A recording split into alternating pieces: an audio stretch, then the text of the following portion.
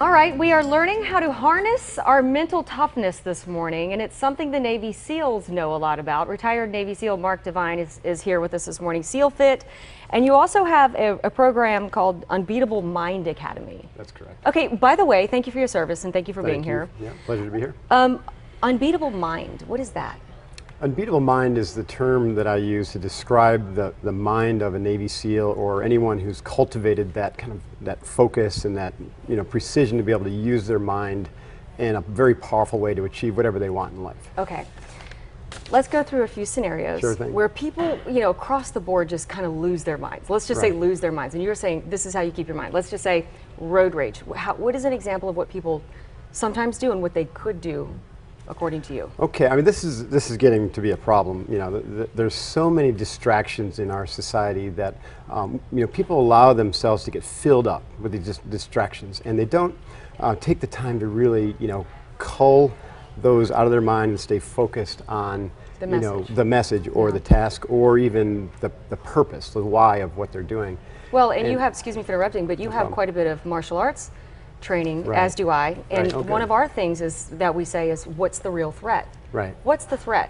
So when it comes to road rage, what is the real threat? Maybe a question, staying on message. What is the real threat? That's an excellent point. The real threat really is your ability to maintain control in that circumstance so that you can stay focused on driving safely. That's it. It is not that other person who's lost his mind. And so, that person who's lost his mind and has this episode of road rage, if you allow that to affect you physiologically and psychologically, then it ruins your day, and they go on about their merry day, and you have no idea who they are. And so that's it.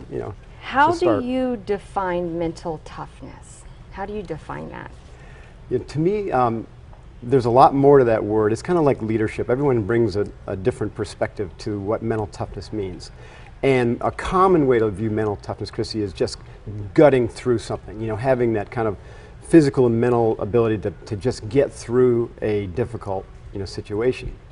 And from my experience in the SEALs, what I define mental toughness as is getting through with grace and with the ability to be present and to have control of the situation. And so when you truly think about a good leader, let's take Rudy Giuliani, in 9/11, he really exemplified, focus and grace under pressure, an extreme amount of pressure. And so to me, mental toughness is the ability to be poised and controlled and focused and to make good decisions when the pressure is extreme. When do you let your emotions come into that? You don't. The emotions are there, but they're under control as well. And so when I mentioned that mental toughness is more about the mind, really we have to expand the concept of what our mind is. And our mind includes our emotional state, our emotional being. It includes our heart mind. The current research is showing that up to 60% of our heart has neurological activity, just like our brain.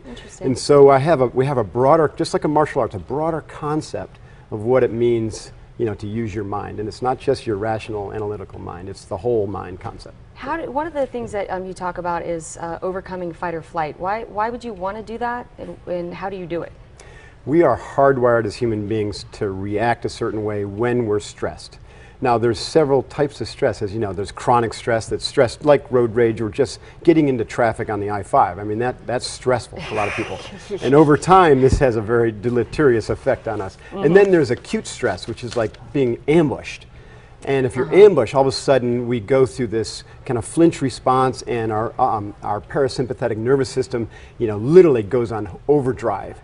And our vision narrows and our heart starts racing, and you get goosebumps and you start sweating, and all these things start to happen. And what most people will do, the common response is also to your mind literally shuts down or collapses, and you're focused on that one little thing, and it's usually a fear-based response. And that's very, very harmful, or not performance-based. The equal and opposite swing on the pendulum on the other side can be long-term harmful. That's right. We're getting I got to wrap it up, but can we just do like a really quick visualization, like just a few seconds, like a little drill, like a meditation kind of thing where you close your eyes and breathe in, breathe out? Is that something that you do too? Well, interesting, Chrissy. To gain control of your mind, one of the primary things we need to do is to silence the chatter.